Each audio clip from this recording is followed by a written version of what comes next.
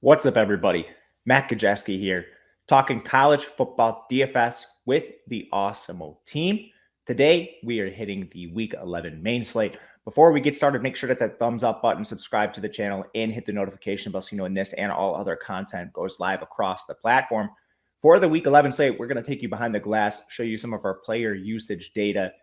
As well as that, we have ownership projections, regular projections, everything you could possibly need to dominate college football DFS. So without further ado, let's get started on the slate and take a look at what we have. First of all, we're going to start with this Iowa State Texas Tech game. You have the Cyclones as 11-point favorites at 58.5-point total here. Both offenses playing very slow. Both offenses about balance in terms of pass to run ratio. Brock Purdy's been extremely efficient for Iowa State, but he just has not received full volume. Good dual threat ability, 239 yards in the ground, 28 attempts per game. Clearly gives Purdy a ceiling, but we just haven't seen that elite usage from him yet. And I'm not 100% sure we do at any point this year, which is concerning for him. But the game total here is pretty good, which keeps Purdy in play overall. From there, you have Breece Hall. They priced up all of the running backs on DraftKings this weekend. So Breece Hall is in that elite territory, but he is cost prohibitive. 123 yards in the ground, 24.6 through the air, 25 touches. You can't go wrong with Breece Hall except for his price tag. Again, we're going to have to make some concessions if you do play Breece Hall, but still a pretty good matchup for him. In the receiving room, basically just a two-man show between Xavier Hutchinson and Charlie Kolar, the tight end. Kolar's significantly cheaper, and it's 8 targets per game for Hutchinson to 7.1 for Kolar. So it's a pretty easy move down to Kolar for me in stacks outside of just being contrarian. They do not use a consistent wide receiver 3. It's Jalen Noel most of the time, but even he's a little bit inconsistent. So that's Iowa State. On Texas Tech, Tyler Show came back to practice this week, and he may or may not start the game. He would be a huge upgrade for the offense overall. He's mobile. He's the best passer they have, but we just don't know with him. Game time decision. But cheap price, Iowa State plays good defense, but he would be in play for sure in tournaments if he starts. If he's out, Donovan Smith looks like he's going to draw the start. Good dual threat ability from Smith, but a little bit weaker as a passer. He would definitely be a downgrade, but maybe still playable because the price is very cheap. The backfield's a three-way split between Sir Roderick Thompson, Xavier White, and Taj Brooks. Brooks has actually been the most efficient, but no back has more than 10 carries since all three have been healthy. So tough situation to get to in a good or a bad matchup. In the receiving game, Eric Ezukanma is the only receiver with a significant role right now. They put Kalen Geiger back in his timeshare with Miles Price and the Dalton Rigdons of the world. So Ezukanma is the only one playing a consistent role, and his targets jump back up to 9. So somewhat safe. Price is down from where we saw him earlier in the year. A lot of that had to do with just the Henry Colombi show really reducing his efficiency. So if we can get Show back, I would have a lot more confidence in Ezukanma. But right now, we're just not sure on him. That'll be a late news thing to monitor throughout the day. But interested in this matchup, it's a 58.5 total, which is decent on this slate. Game number 2, we have Michigan Penn State, a 48-point total. This game's been hovering around a pick 'em. I've seen it flow in each direction, -1 Penn State, -1 Michigan. So this is going to close probably within a point, but the game environment's not great overall. Michigan is a little above average in terms of pace. Penn State is very much above average in terms of pace. But then you have Michigan extremely run heavy, Penn State really heavy on the pass. Cade McNamara just doesn't have a lot of upside in this offense with their run rate. He doesn't have any mobility himself, and he requires elevated pass attempts, which he's seen in certain games. In their 2 competitive games against Nebraska and Michigan State, he threw the ball 38 and 44 times. But I'm not sure we see it. Again, they want to run the ball. It's just, do they have to use McNamara will always be the question. In tournaments, I could see getting to him. In the run game, Blake Corum sustained an injury after just 2 touches in their last game. Jim Harbaugh is not going to update injuries, so he's another guy we're just going to need to wait till pregame to see if he's warming up. But this might give Hassan Haskins like one of the better workloads in the country. He handled 27 carries without Blake Corum in their last game. Again, they price up all the backs in the slate, but you could get Haskins at 7,500, which saves you like 2K off a Breece Hall, and you're likely looking at the same workload. So these are the kind of situations I'm playing around with right now. Again, injury news is going to be really important this week, but watch Blake Corum. He could put Hassan Haskins into an enormous workload. If you're stacking McNamara in the event that this game is close, Cornelius Johnson is the clear wide receiver 1 right now, averaging 5.3 targets per game, but that's jumped to 7.8 in their last 4. Eric All missed their last game, their tight end. He's also questionable. And that put Luke Schoonmaker into a consistent role, 4 targets for him. He's 3,300, potential cheap play there. But outside of that, really nasty rotation outside of Cornelius Johnson. Like Mike St. Riesel, he'll play a lot of snaps, 3,300, a potential punt, but Roman Wilson and Andrell Anthony operated in a 50-50 timeshare for the wide receiver 3. Not a very strong target there. On the other side, Clifford's returned and he's looked pretty good. I think Clifford is back to close to full health, or he's in that range right now. But Clifford's a good dual threat, 121 yards on the ground. That's serviceable. He's averaging 263 passing yards per game. That's serviceable as well. Again, a really high volume attack, up tempo. Clifford is a middling quarterback play on this slate and a tough matchup. Just not the best game environment, but Clifford's still there. 5,800 is a good price on him. The backfield's a three-way timeshare between Noah Kane, Kevon Lee, John Lovett. You can't play them against Michigan in this tough matchup. Jahan Dotson has been perhaps the best receiver in the country. Maybe that's a stretch, but he's in the conversation. 15 targets per game over their last 4. He's averaging over 100 receiving yards per game. He's been excellent. You also have Parker Washington and Keandre Smith. Lambert Smith, they benefit substantially from this elevated pass rate. Like Parker Washington's averaging 6.8 targets per game. Lambert Smith is just shy of 5, and he's not even 4K. These are cheaper options you could potentially take a look at. The only worry is the game environment, but we need to punt on this slate somewhere because the backs are so expensive. Lambert Smith could be one of those guys to look at. Washington as well. Oklahoma taking on Baylor, a 63-point total, which definitely stands out here. Both teams have been fairly slow, well below average in terms of pace. Differing pass rates, though. Oklahoma very pass-heavy, Baylor very, very run-heavy. Again, 6-point spread in favor of Oklahoma. They're expecting points, obviously. The total's still really high. And Caleb Williams, it's the first time he's facing a defense inside the top 80 since he's starting, which is going to be a tough test for him. All of the defense he's faced have been outside that mark, and Baylor's actually in the top 20. So Caleb Williams, he has everything you'd like to see. 288 rushing yards in limited starts. That's fantastic. His passing yardage is somewhat depressed because of a couple cameos earlier in the year, but he's been fantastic as a passer as well, and he's been getting better. The only issue is how does he look in his first real tough test against Baylor's defense? We saw a newcomer face Baylor last week and perform well, and we've seen signal callers beat them at times, so I'm comfortable with Williams. He's just also really expensive, so you're deciding between Williams and maybe an expensive back. For that reason, I think he's just GPP viable. Kennedy Brooks, he's been dominant. Again, only 8 carries in their last game. Oklahoma did not need to use him whatsoever. His work should come back up. And again, they just dismantled Texas Tech last week. So I'm not really putting too much stock into that. He's played ahead of Eric Gray consistently. And Gray's basically just a change of pace at this point. So Brooks is fine. Tough matchup against Baylor, but he'll see volume. The receiving game is just a complete nightmare. Jaden Hazelwood's the only one with a consistent role, and he still just has 35 receiving yards, 5.3 targets per game. With Mario Williams coming back, Marvin Mims went right back down to 50% of the routes. Mike Woods is expected back here this week, exacerbating this timeshare. They're also using Stogner at tight end, Braden Willis at tight end. Drake Stoops plays a decent amount. Theo Weiss might return. He's been warming up for games. I love this Oklahoma offense. It's just, who do we stack him with? And Hazelwood's expensive at 6K. I think you could maybe throw a dart on like Mario Williams, who saw 6 targets in their last game. He's only 4K, but I would be surprised if he runs substantially more than 50% of the routes. On Baylor, you have Jerry Bohannon as a pure game manager. They're just so low volume, so run heavy that he needs severe negative game script to really benefit. And if they're in severe negative game script, it means he probably hasn't had a good game to begin with. 176 yards on the ground, somewhat viable, but he's just too expensive for his role. 7,200 is too much for this game manager, Bohannon. The backfield went kind of back to a 60-40 timeshare between Abram Smith and Tristan Ebner, and it likely is going to remain that. Abram Smith will continue to see more carries. He's been extremely efficient, 117 yards per game on the ground. But Baylor's strength, their running attack, goes against Oklahoma's defensive strength, which is their run defense. Oklahoma much weaker through the air, which is a pretty drastic clash of style going against Baylor here. If you do play anyone in the run game, it's got to be Smith, but again, don't feel good about it.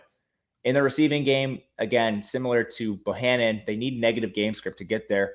Tyquan Thornton's really expensive at 6,800 for his volatility. Again, this team just runs the ball so much that Thornton really needs negative game script to see those like 13 target games, averaging 80 yards per game for him. RJ Sneed's the wide receiver 2, averaging 4.8 targets per game, low volume. Ben Sims is the tight end, and Drew Estrada is the wide receiver 3. You're not getting to either of them with Sneed just being there at 45. And there's better options in the slate overall. Mississippi State taking on Auburn, a 50-point total. Tough matchup for Mississippi State, but we know what they do under Mike Leach. They're the pass-heaviest team in the country, running 79 plays per game. Will Rogers is basically backdooring his way to 300-yard games, which he needs because he's such a zero on the ground, negative 67 rushing yards per game. But at 7,400, he's a middling option, somebody you could look to based on pure volume. In the run game, Jo'quavious Marks and Dylan Johnson are in like a 60-40, maybe a 65-35 timeshare. And most of their work comes in the pass game. So you have 7.8 targets per game for Marks, 5.9 for Johnson. Johnson in particular, he could be just a floor play that allows you to get some of the more expensive plays on the slate because of his pass game role. Marks is a little more expensive, but he's still below 7K, so he could serve in that role as well. In the receiving game, Mekhi Polk has been the wide receiver 1 this year, and it hasn't really been that close. He's the most consistent role, 80 yards per game for him. But Austin Williams has continued to get more involved at a cheaper price. His routes have been above 80% in the last 3 weeks, and he's only 30.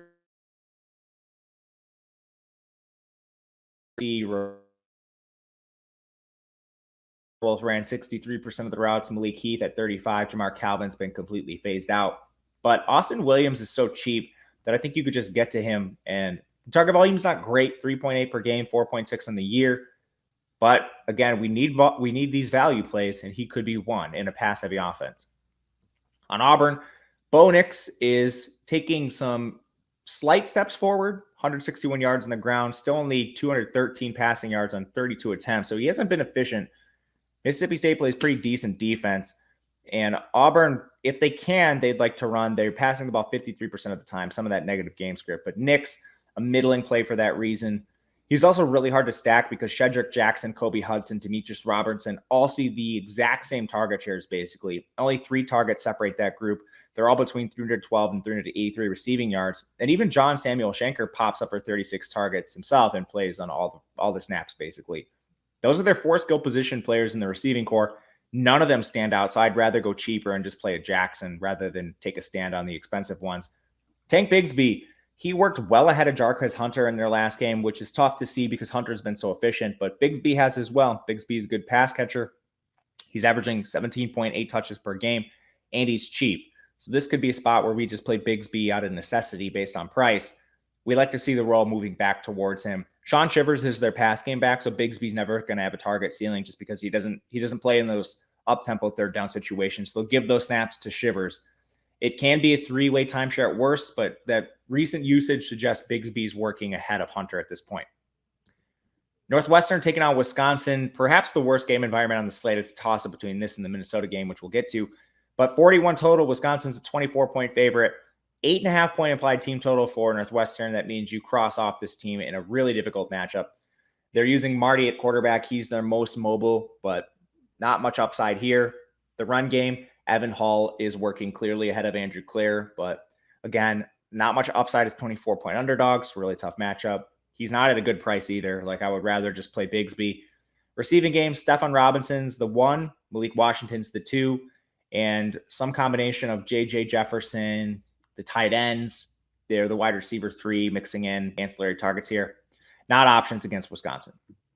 On the other side, Graham Mertz has been one of the worst quarterbacks in the country. Like, he's bottom 5 by a lot of efficiency metrics. Not mobile, not a good passer, 143 yards per game on 21 attempts. You're never playing Mertz. Ches Malusi went down with an injury. They have also lost Isaac Rendo and Jalen Berger already this year, which means 17-year-old freshman Braylon Allen is in line for like the Jonathan Taylor workload of old. They don't have any other backs healthy on their roster. He's 8,200, but Wisconsin has a 32.5 implied team total even in this bad matchup. Northwestern allows over 250 yards on the ground. Allen's not active as a pass catcher, but again, those were the same knocks on Jonathan Taylor. Wisconsin does not use their running backs in that way. Braylon Allen has like 30 carry upside because of the way Wisconsin plays. Somewhat average in pace, but one of the run heaviest teams in the country. So Braylon Allen, even at 8,200, he's been efficient on the ground. He's somebody to look at. Crazy that he's a 17-year-old freshman. The receiving game for Wisconsin, it's basically just you're not playing a lot of Mertz. You shouldn't be playing a lot of these receivers, especially when Davis is 5.5K and Kendrick Pryor is 4.1. If you do play one, it's probably Pryor, but you have Jake Ferguson at 3,300. He's averaging 4.1 targets per game as well. I'd rather just pay all the way down, but again, don't play any Wisconsin pass catchers. Rutgers taking on Indiana, another really bad game. 43.5-point total overall, 6-point spread in favor of Indiana, 6.5 in some spots. Both teams above average in terms of pace. Indiana is very pass heavy. Rutgers, they are not. And Rutgers might be without Noah Vidral in this game, who continues to come in and out of contests. He's a dual threat, and their offensive line is not great, so he's just taking a lot of shots this year. Vidral, it's an easier matchup, but I'm just not confident in his health. And if he suits up, what are the chances he plays the full game? He hasn't recently, so he's very, very risky. The running backs, it's now Pacheco and Monangai in a 50-50 timeshare. Again, they need positive game script to hit their ceiling. We saw 2 weeks ago, Pacheco 21 carries, Monangai 15, but that's few and far between. They're very, very risky. Indiana, they're still 7-point favorites here, nearly. In the receiving game, you have Bo Melton, you have Shameem Jones. Aaron Cruikshank is not expected to return. Those are your two options that you're probably getting to most of all. Melton, he's averaging 10 targets per game over their last 3. Shameem Jones, 7.5 over their last 4. Jones is a punt play that's potentially worth targeting here because he's just so cheap. But again, without their starting quarterback Vidral, they split time between Cole Snyder and Evan Simon. What does the efficiency look like with these guys? We're just not sure, so I'm not sure taking that risk is a good option here in a bad game environment. For Indiana, Michael Penix has been practicing, maybe going to make his return. They've been playing Donovan McCulley, the 4-star freshman, in his place, and it's been mixed results for him. He's a dual threat, but hasn't shown a ton. Penix is easily their best option, and he gets a better matchup here. Indiana played their gauntlet of games early this year, so they're getting some of their easy opponents down the stretch. Based on what we saw to Penix last year, I think there's some intrigue with him at 4,700. But again, the game environment's just bad. I think, if anything, it helps the receivers Ty Freifogel and Peyton Hendershot, Miles Marshall, if you want to get to him. Again, Freifogel is only averaging 49 yards per game, and that's on 8.4 targets. So the inefficiency has been wild for him. He's only 4,600, which is the cheapest we've seen him since his emergence. Freifogel would be a much better play, assuming Penix comes back.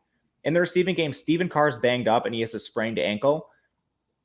Some people thought this was going to be like a season ender for Stephen Carr, but allegedly he's questionable for this game. We just don't get honest injury reporting from these college coaches. I would be shocked if he plays. But Chris Childers split time with Davion Irving Poindexter, and Childers played a lot more than him. It was 11 carries to 6.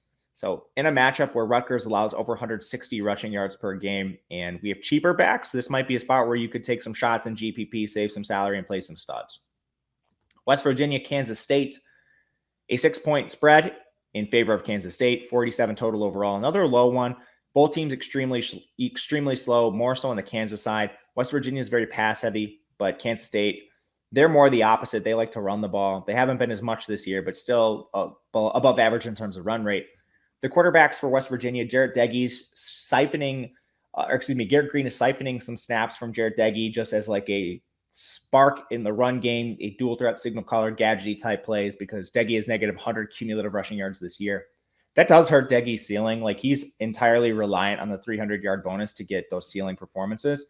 With fewer snaps in a bad game environment, slow-paced game, I don't think targeting a West Virginia signal caller is great.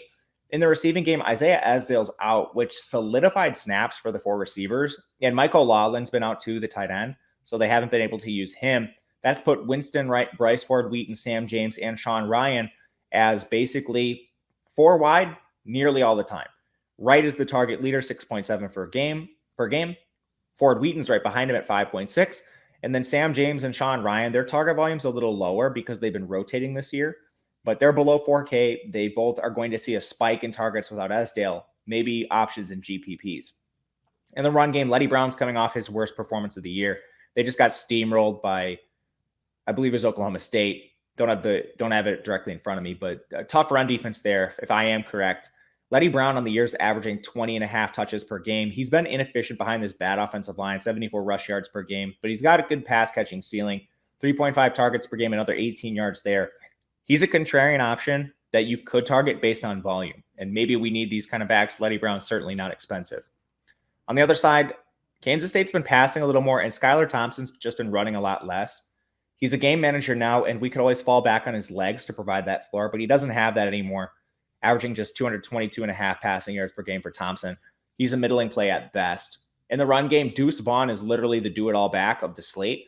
He's expensive in the Breece Hall tier, so cost prohibitive, but he's averaging 97 rushing yards per game and 47 receiving yards per game. He leads the team in receiving yards and targets. So Vaughn is literally their do-it-all back. In the receiving game, it's Phillip Brooks and Malik Knowles. Brooks was banged up in their last game. Didn't see a target, but he should be healthier here.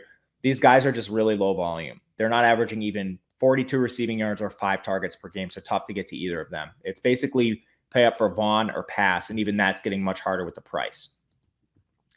Maryland taking on Michigan State, one of the better game environments on the slate, 62.5-point total. Maryland is up-tempo. Maryland is pass-heavy. Michigan State is slightly more run-heavy and slightly slower. The numbers that you see on the screen for them, 66.5, 45% pass rate, those numbers are depressed based on a really easy slate of games to start the year. Since they started conference play, their tempos increase, their pass rates increase, but still not up to league averages. They're below average in both. Taulia Tagovailoa, he's the beneficiary of this up-tempo offense, this heavy pass rate, and Michigan State's allowed 350 yards per game. We just saw over 400 yards in their most recent contest. So Taulia, he gets there based on pure volume. At 5,900, he's going to be a popular option this week. Not mobile, but the raw volume is just so good for Taulia that you could play him in this game environment. The total suggests that there should be points put up back and forth. Tayon Fleet-Davis splitting time with Shaleen Famato at running back, 50-50 timeshare there. There's not much differentiating them.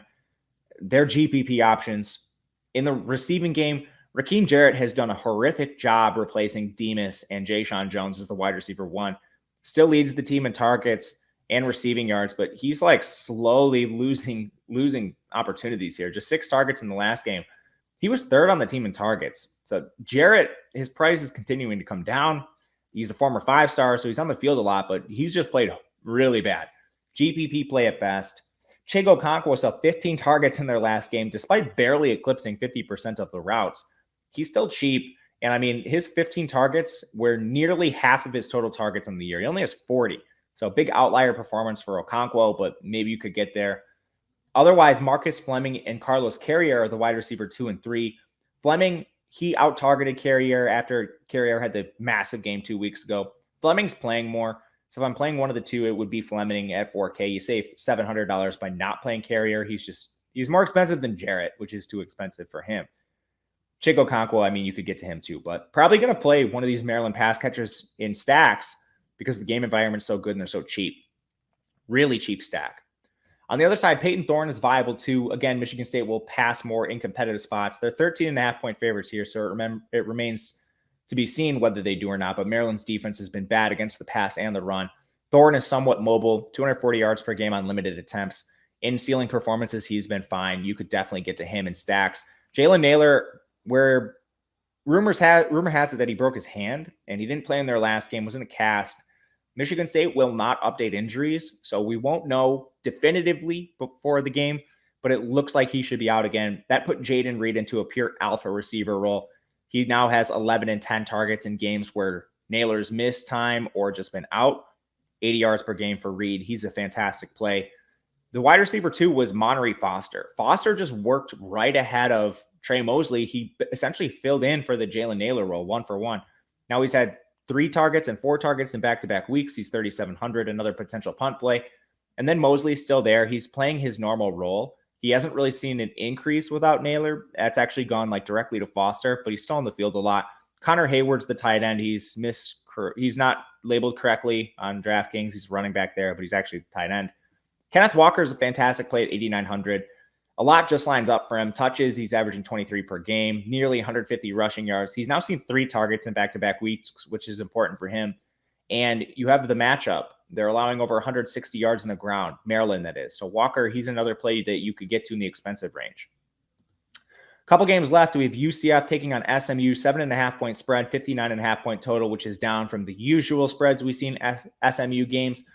UCF under Gus Malzahn has just plummeted in terms of pace. Their run rate has increased, and a lot of that is just because Dylan Gabriel's hurt, and Mickey Keene is just not the answer. Mikey Keene, and he's not mobile. He's not a good passer whatsoever. There's a chance he even gets benched. Like, he's been that bad. So the offensive efficiency has not been great for UCF. I don't think Keene is in play. Bowser is a potential option, 6,300. SMU's played solid run defense for the most part. Their weaknesses against the pass, which, again, UCF hasn't been able to exploit that. But since he came back from injury, Bowser's been very active.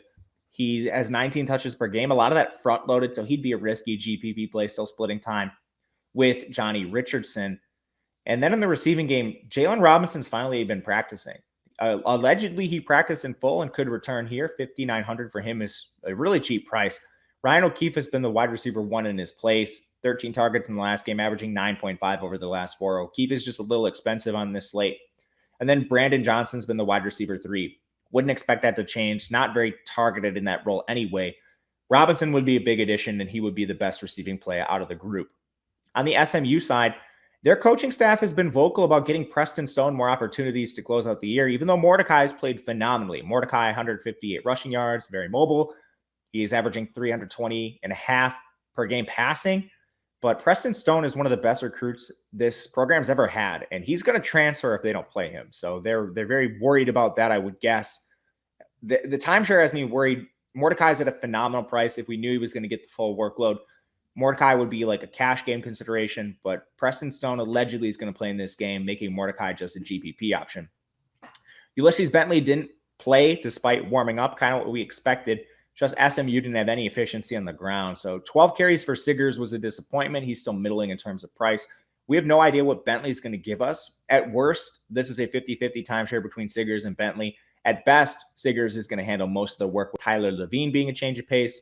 Siggers hasn't been efficient whatsoever, so he's just a middling play. There's a chance that he handles like 15 to 20 touches, but that's becoming more and more remote. The receiving game, their 4 options are clear. Danny Gray and Rashee Rice are the top 2 receivers. Gray has edges in yardage and targets over the course of the year. In recent weeks, Rashee Rice actually has more targets, 8 to 7.3.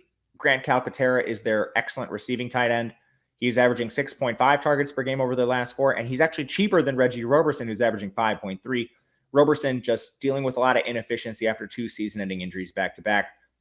Only Gray is expensive, so you could play Grant Calcaterra, Reggie Roberson as cheaper options with a lot of confidence here. They're not really rotating, and these guys have consistent target shares in a very pass-heavy and up-tempo offense, so comfortable with them all. Georgia, Tennessee, not a lot to see here. Georgia's a 3-touchdown favorite, 20.5-point spread, 55-point total. Georgia's been very slow, very run-heavy, and their best matchup comes in the pass game against Tennessee. Run game, also pretty decent matchup, but Stetson Bennett and JT Daniels are both healthy. When games get out of hand, they're both going to play. It's already a low-volume attack, so any share in snaps is a disaster. You can't play either signal caller. The backfield is also a 3-way split at best, a 4-way split at worst. Kendall Milton's out, but Zamir White is going to be the primary running down back. James Cook, receiving down back. McIntosh, change of pace, and even Daiwan Edwards might mix in a little bit here and there. Or you're just throwing darts at the situation. The matchup's good. The volume could be there and efficiency's there, but you just have no idea who's going to get the touchdowns. The receiving room is much the same, with Jermaine Burton getting healthy, Kyrus Jackson. Like, they already have Brock Bowers splitting 3-way tight end room with Darnell Washington and John Fitzpatrick. Now you have like Ladd McConkey, again, Burton, Kyrus Jackson, Marcus Rosemy-Jacksaint. In a low-volume pass attack with that many guys playing, really tough to get to. On Tennessee, Hendon Hooker's been an excellent dual threat to Virginia Tech transfer. 457 rushing yards per game. He's been extremely efficient as a passer, the best season of his career here. And his numbers are somewhat depressed based on him exiting games when he gets injured. Just the way he plays, really physical style. Sometimes he gets banged up. But even though he's been fantastic, this matchup against Georgia is just too much to target. The backfield is now a 3-way committee with Tyon Evans, Jabari Smalls, Jalen Wright. You're ignoring that. And then Cedric Tillman at 5.4K is just expensive for a matchup against Georgia. He's the wide receiver 1, followed by Velus Jones and Javonte Payton. None are particularly good options here. Purdue, Ohio State, a 61-point total, 21-point spread in favor of Ohio State. A lot to like about this game, especially with your underdog Purdue running 79 plays per game, passing 60% of the time. Just so much volume for Purdue. Aiden O'Connell is not a strong play himself because the negative rushing yardage is just so great. Negative 105 for him on the year, averaging 260 pass yards per game, but he's been well above 300 multiple times, giving him his ceiling. It's just Purdue is now a 20-point underdog. So I think instead of just playing O'Connell, maybe you could get to a pass catcher as a run back to an Ohio State stack. David Bell is too cheap on this slate, 6,700. The target volume is locked in. He's averaging 13 per game. benefits greatly from the up-tempo pass-heavy attack, 124.5 receiving yards. Payne Durham went down, their tight end, their second leading receiver. So Milton Wright and Jackson Anthrop have worked into more consistent roles. Both have at least 12 targets combined in the last 2 games, and they're 4K and 4.2K respectively. So really cheap attachments to the passing attack. And from there, you saw Garrett Miller handle 8 targets in their last game. He 1-for-1 replaced Payne Durham. And Miller's 3.3K, so another really cheap run back who clearly has somewhat of a role in the passing attack. Before the injury, Durham was second on the team in targets, so we know Purdue likes to use the tight end position. On the Ohio State side, CJ Stroud has as much upside as anybody. 9.4K, not mobile, but his work as a passer, just elite, 334 yards per game. You're basically running stacks of Stroud every week if you are running multiple lineups. Garrett Wilson's coming back from his absence, surprise absence last week. 6,900 is too cheap for him. He was the team's leading receiver in terms of yardage and targets prior to injury. And since then, the one game he missed, Jackson Smith-Njigba eruption game. After that 18-target game, Smith-Njigba now leads the team in receiving yards by a wide margin, over 100 yards for Njigba. It's a crazy role. He's working ahead of Olave. Olave already had taken a backseat to Garrett Wilson, and now you could argue he's the wide receiver 3. The pricing's efficient here. Garrett Wilson's the best price-adjusted play. Olave's pretty decent himself, but Smith-Njigba, even though he saw a price hike, his role is phenomenal, his usage incredible, efficiency is right there. Ruckert is a consistent option at tight end, but he needs touchdowns. He's only averaging 3.3 targets per game.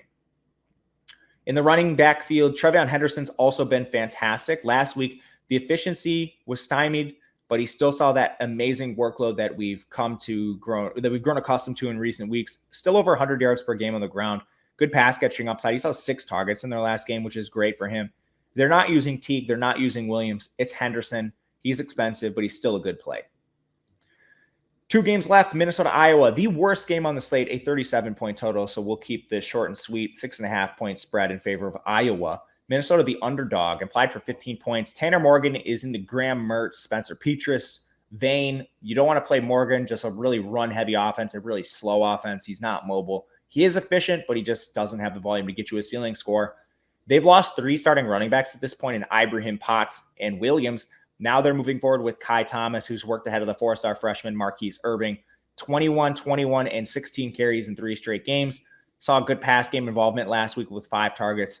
Kai Thomas is 6,900, but he's a pretty good value. Irving only 5 carries. You don't want to play him. The receivers are going to be Chris Ottman-Bell and Mike Brown-Stevens. Daniel Jackson splits time 50-50 with Daniel Wright, but none of them have any upside. Nobody's averaging more than 5 targets per game, and the leader has 317 yards on the year. In the pass game for Iowa, Spencer Petras is banged up, and they're not expecting to see him. That means Alex Padilla should start, and honestly, he can't be that much worse than Petras, who's not a good passer or a rusher, but still a really low game environment. They probably increased their run rate without Petras. Not a good spot to target. But the run game, Tyler Goodson, without Ivory Killing Martin, has seen a fantastic workload this year, 22 touches per game. He's been extremely inefficient, just 84 yards on the ground. As a receiver, he's averaging 23, but not much efficiency. He's a volume-based play, and he could honestly lose more work to Gavin Williams, who saw 10 carries in their last game.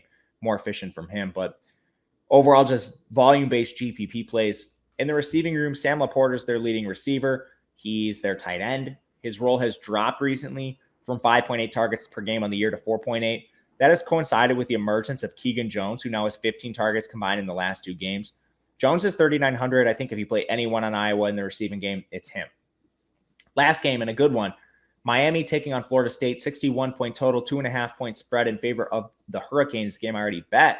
Miami really pass heavy, really up tempo. And their 3rd-string quarterback, Tyler Van Dyke, I mean, he's their starter going forward now. Incredibly efficient, over 300 yards in 3 straight games against good defenses, including the likes of Pitt, NC State. Really good opponents, and Van Dyke has gotten the best of them. So he's an option for tournaments against a bad Florida State defense. Easy to stack too. Charleston Ramble's the clear wide receiver 1. Little expensive for him. 9.2 targets per game, but still 95 yards. He's been quietly a good receiver for Miami. Mike Harley's taken a back seat to Keyshawn Smith in recent weeks. In their last 4 games, Smith 7.5 targets to Harley's 4.5. Harley is a low upside slot receiver only, so just play Keyshawn Smith. And then Will Mallory, their tight end, he's consistent as well, just low upside, 3.4K for him. Jalen Knighton's been phenomenal at running back. In addition to the quarterbacks they also lost Cameron Harris and Donald Chaney. So Jalen Knighton, 32 carries in the last game. Just an absurd workload for him. He's also seen decent work in the pass game. Like prior to that 32 carry game, he had 11 combined targets in their last two. So involved in every game script, takes advantage of a Florida State defense, allowing nearly 160 yards per game to opposing rushers. Florida State, Jordan Travis has been practicing this week after he was a surprise inactive. He's completely different than Mackenzie Milton, who played poorly in his place. Milton's a pure pocket passer. Travis is mainly a dual threat. 6,900 is a little expensive for him as a glorified running back, but he does have some upside as a passer, and we know that Miami is going to allow you to throw. That means maybe Andrew Parchment's in play after being in the doghouse for a couple weeks, 7 targets for him. They also use Keyshawn Helton and Ontario Wilson. None are expensive, but they're all low volume overall. One thing you could look to is Jashawn Corbin, who worked well ahead of Trayshawn Ward last week. Lawrence Toafili has been hurt. So Corbin, with his pass game role, which is pretty consistent too, 4 targets in their most recent game, he's maybe a tournament play, but even he's 7K, which is a lot to get to for him. That's the main slate.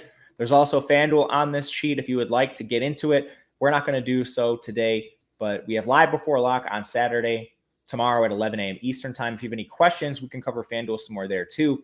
Let me know in the comment section your favorite play on the Week 11 college football main slate. Would love to hear it. Hit the thumbs up button on the way out. My name is Matt Gajewski on Twitter at Matt_Gajewski. Thank you guys for watching. We'll catch you again next time.